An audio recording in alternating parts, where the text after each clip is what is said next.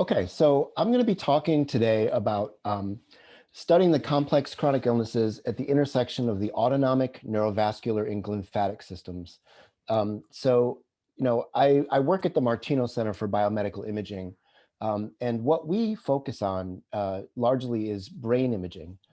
Brain imaging can't get to some of the core questions of chronic illness, but it can really inform a lot of them. And I'd like to talk about some of the things that we are capable of doing.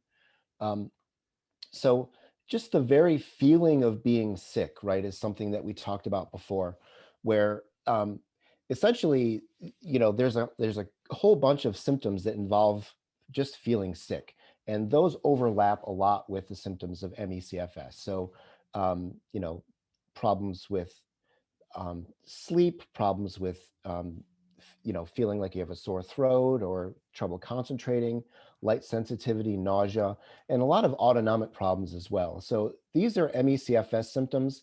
And then if you take a look at the symptoms of so-called long COVID, they're very similar. So they overlap quite a bit. There's fatigue, there's the post-exertional malaise, brain fog, muscle aches. And what I want to drive home today is that these symptoms largely overlap with the functions of the brainstem. So the brainstem is the site of vagus nerve signaling, and the vagus is a really interesting nerve that goes both in and out of the body. So it's got afferent and efferent pathways, meaning that the afferent is sensory, so it's body to brain, and the efferent is motor, meaning brain to body. And a lot of the symptoms that you see in these complex chronic illnesses overlap with vagus function. So I'll start a little bit by talking about the afferent vagus function, in other words, sensory, body to brain. One of the things that vagus nerve does is detect peripheral catecholamines. So now what does that mean? Catecholamines are neurotransmitters like adrenaline and dopamine. So it's just an interesting fact that I think a lot of people don't appreciate. When you have an adrenaline rush, so your adrenal glands, adrenal, that means on top of the kidneys, that they produce norepinephrine, or excuse me, epinephrine or adrenaline. Catecholamines don't actually easily cross the blood-brain barrier. So the whole reason that you feel an adrenaline rush is because it's detected by the vagus nerve. Now, there's vagus branches that are right near the kidneys that might be able to detect catecholamines, but they're also, the branches of the vagus nerve are really all over the place. And this allows for detection of local immune signaling molecules. So if you have an infection in any particular area of the trunk of the body, there's local immune response by like macrophages, monocytes, things like that. And they release immune modulators like pro-inflammatory cytokines. Those also do not easily cross the blood-brain barrier. They're big, lipophobic polypeptide proteins. They don't easily cross the blood-brain barrier. And so they are detected by the chemoreceptors in the sensory vagus nerve. That's the reason that your brain knows that your body is sick. Relatedly, the vagus nerve has the job of surveying the gut microbiome. So it can also tell whether there's an inflammatory or, for lack of a better term, dysbiotic gut milieu.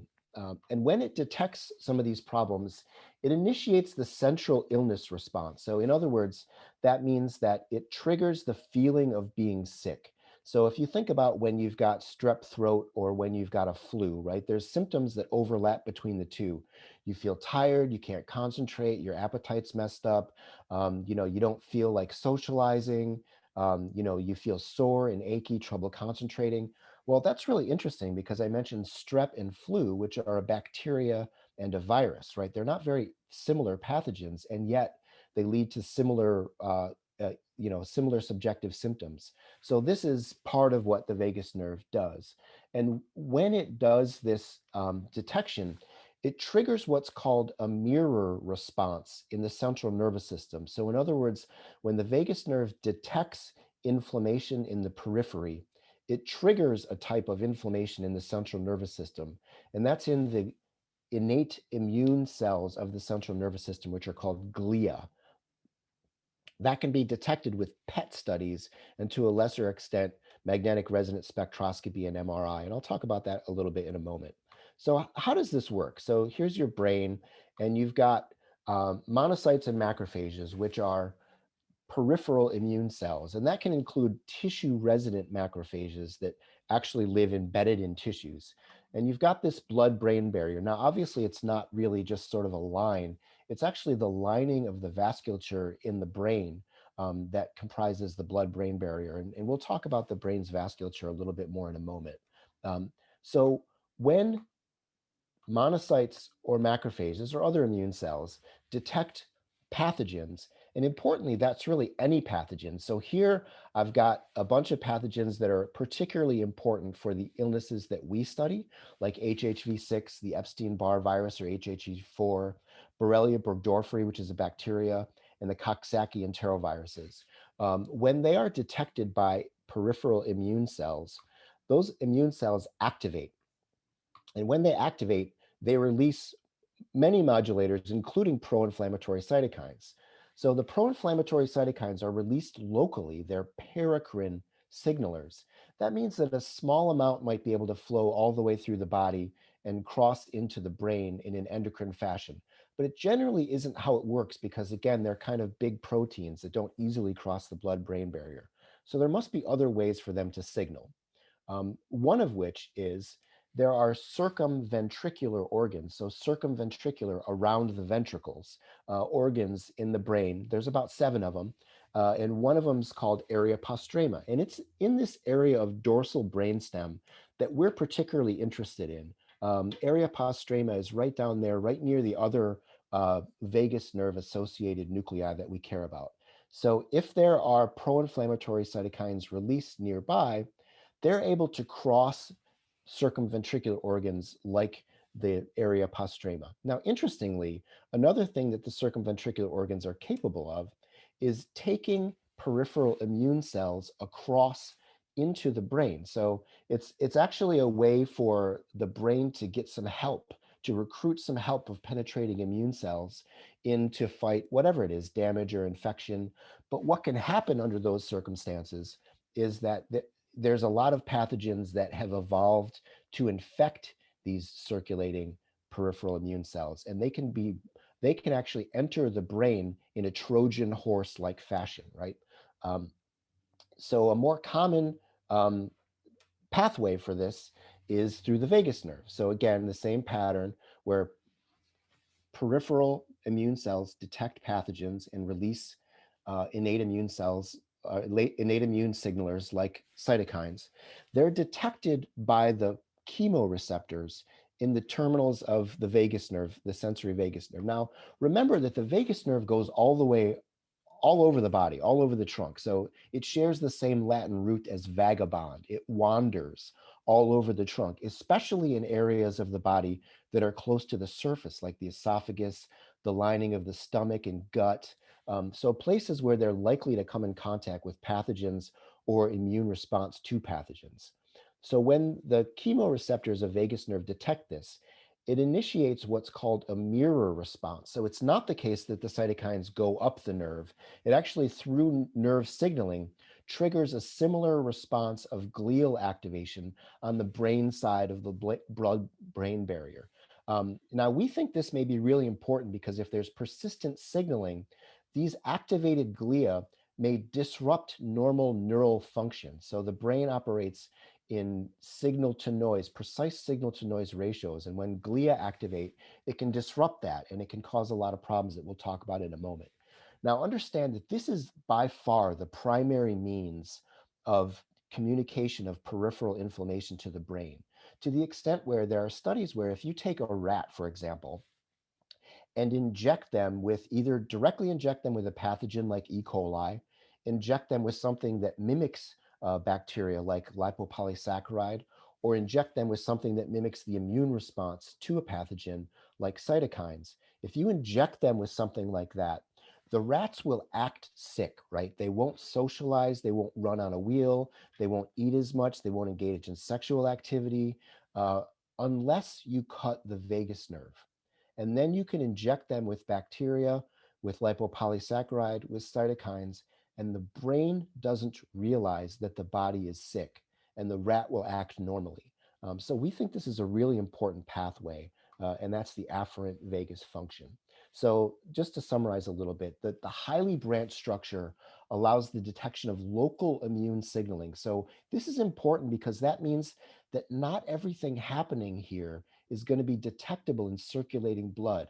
There's a rich, large literature demonstrating that cytokines are paracrine and autocrine signaling factors. That means nearby and self, as opposed to endocrine, meaning that they have their function by circulating through blood. So the vagus nerve gets around this by being highly branched, so it can detect an immune response in a really localized area. The signaling doesn't necessarily have to be infectious, so it can be caused by injury, burning, stretching, things like that as well. It triggers a mirror response of central glial activation. And it triggers that response in the brainstem. Now, the brainstem is really important for things like pain processing, neuroinflammation, and autonomic function. If you notice, these are all functions that are really important in some of the complex chronic illnesses that we're talking about, like ME/CFS and long COVID. And this is a great image provided by Roberta Sclocco, who's working with us as well. So here's a less great image of me. This is just a 1.5 Tesla troubleshooting image. This is just the brainstem facing in a different direction so you can sort of orient yourself. So here's a PET study, positron emission tomography, by Nakatomi 2014 using the PK11195 radioligand. Now, this hasn't been replicated in every attempt, but what they showed was a really good split between healthy controls and ME/CFS in the level of glial activation in the brainstem region that we're talking about. So that shows that there's, this mirror response is my interpretation. So Barndon in 2018, an Australian group, showed enhanced T1 signal right at that same area of the brainstem. They interpreted it as myelination. I would interpret it as a penetration of macromolecules and glial activation. So if you take a look at dorsal brainstem, the region that we're interested in, this is really that exact same area that was shown activated here. Well, take a look at what these different nuclei, these are small nuclei that have a big effect. Take a look at what these different nuclei do. So the nucleus of the solitary tract, NTS, is the place where the vagus nerve enters the brain from the body. That's where this glial activation is initiated and the sickness response starts. The DMV, or the dorsal motor nucleus of the vagus nerve, is where the other branch of the vagus exits the brain and goes to the body. That's really important for autonomic function, as is the nucleus ambiguus and the ventrolateral medulla. Those are all really important for controlling autonomic function. Again, the patients that we're concerned about have a lot of dysautonomia. They have trouble adjusting heart rate, even when they go from lying down to standing up. Area postrema is that circumventricular organ that I talked about before, where larger molecules and even immune cells can cross. Interestingly, that's also one of the centers for nausea in the brain, and it's also one of the areas of the brain that is the most dense with mast cells. So mast cell activation is another problem that's really common in the patients that we care a lot about. So you can see the function of these nuclei really overlap a lot with the symptoms of our patients. Now, interestingly, the brainstem is also a center for cerebrospinal fluid and vascular function. So the basilar artery sort of runs right up the front of the brainstem here. As it pumps, it causes movement, which we'll talk about in a moment. The fourth ventricle here is a place where cerebrospinal fluid is produced by the circumventricular organ there, which is again another, by the choroid plexus, which is another circumventricular organ, where some pathogens, including the enteroviruses like Coxsackie, have evolved to cross the unipolar cells of the choroid plexus. The cerebral spinal fluid flows through the canals and aqueducts right here by the brainstem, and we think that's really important. So the vagus nerve, which enters and exits the brainstem, has a lot of important bidirectional functions. It detects diverse problems in the body leading to sickness. Now, importantly, that's not just infection, it's inflammation, it's injury. All kinds of things can be detected by the vagus nerve and leading to this issue. When it's detected anywhere in the body, it converges to cause a focused glial response in the brain and sickness response. and that can disrupt autonomic control over the body. So understand that when I say that the vagus is highly branched, it is really highly branched. So this is in a mouse, but it's showing the branching of vagus terminals in the lung. So think about a respiratory illness like coronavirus. It's very likely to interact with the vagus nerve directly, because the vagus nerve is so highly branched, it wanders so much. And this is a study that Amy, Dr. Proal talked about just a moment ago. And this is showing SARS-CoV-2 directly detected, in the place where the vagus nerve enters the medulla oblongata. So we've been arguing for a long time that we think direct infection of vagus nerve may be important in some patients, not everybody. Again, it doesn't have to be the same problem. And this is the list of issues that we talked about in our long COVID paper. Organ injury, again, vagus nerve would detect the cytokines. Viral persistence, vagus nerve would detect the immune response. Reactivation of other persistent pathogens, which vagus nerve would detect. Dysregulation of host microbiome and virome balance, again, the antibody production other than molecular mimicry. There have been reports of anti-ganglionic and anticholinergic antibodies, which would affect vagus nerve directly. And then the brainstem and vagus nerve gets disrupted. So in the other direction is the efferent vagus nerve, so the motor vagus nerve that goes brain to body. One of the things that it should do is to trigger anti-inflammatory production in the spleen through the splenic nerve. So we think that maybe what's happening in some of these patients with disrupted signaling is that anti-inflammatory reflex has been disrupted.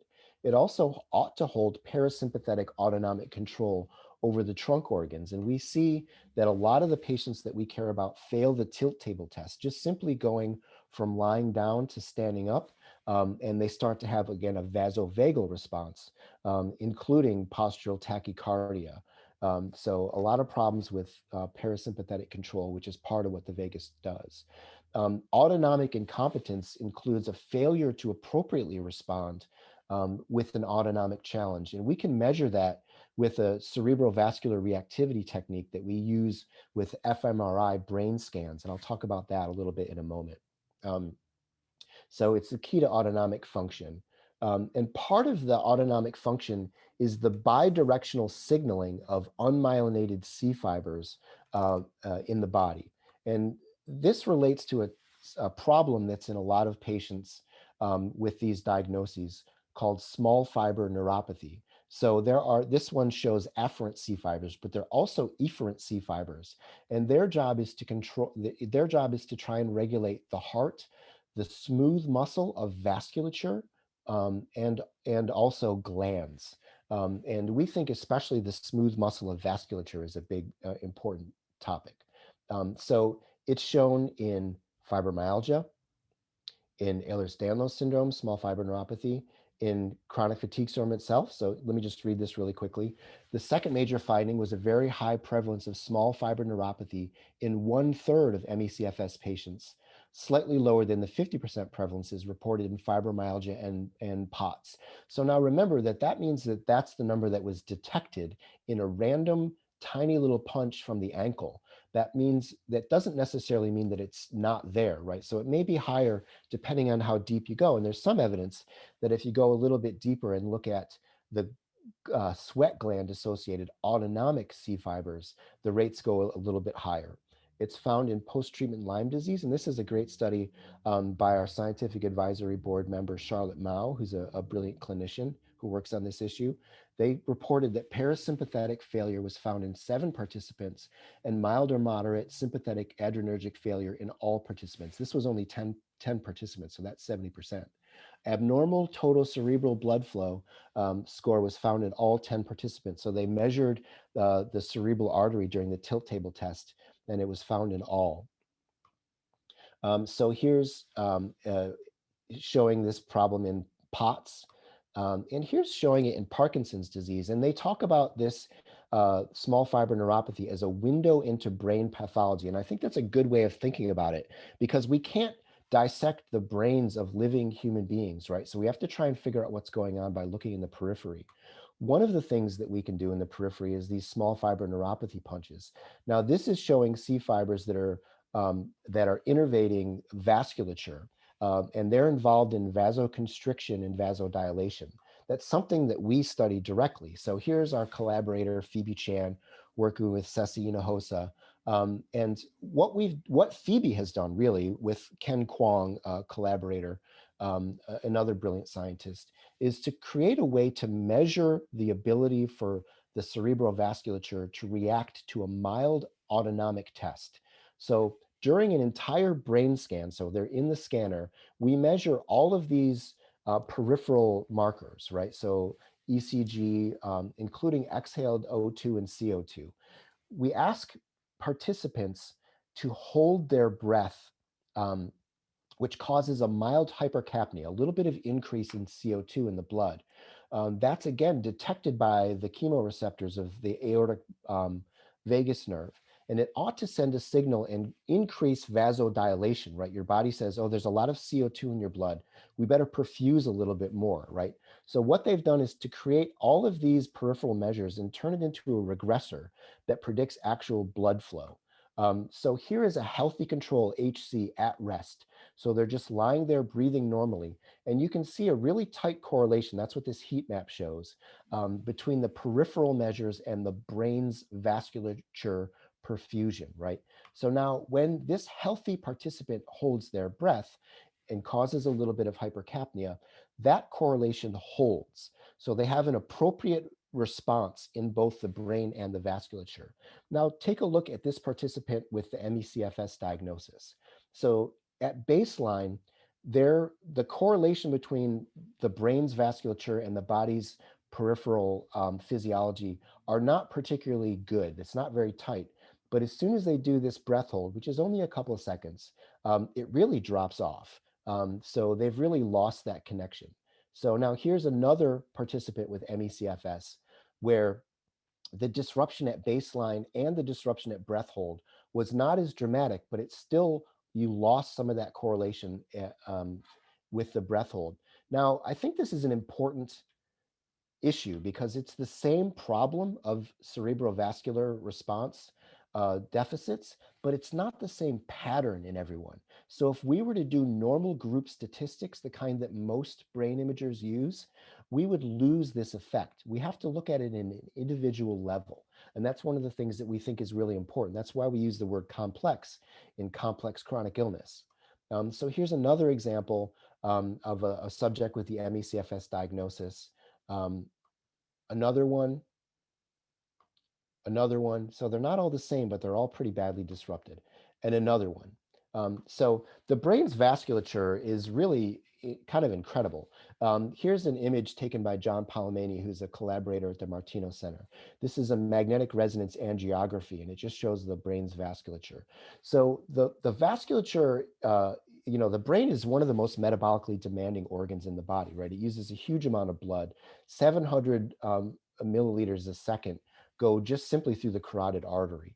And interestingly, that actually causes some movement in the brain, especially at the level of the brainstem. Now, this is a slightly enhanced version over here on this side. This is more physiological here over on the left. But what this function is of the pulsatility of the brain is to actually push vasculature and cerebral spinal fluid through the brain. So it's part of what makes cerebral spinal fluid move. And it does so through the glymphatic system. Um, this is a newly discovered system that causes the movement of cerebral spinal fluid. Now, right around the arteries here are those smooth muscles that are controlled by the autonomic system, right? So the vasculature is supposed to dilate and contract.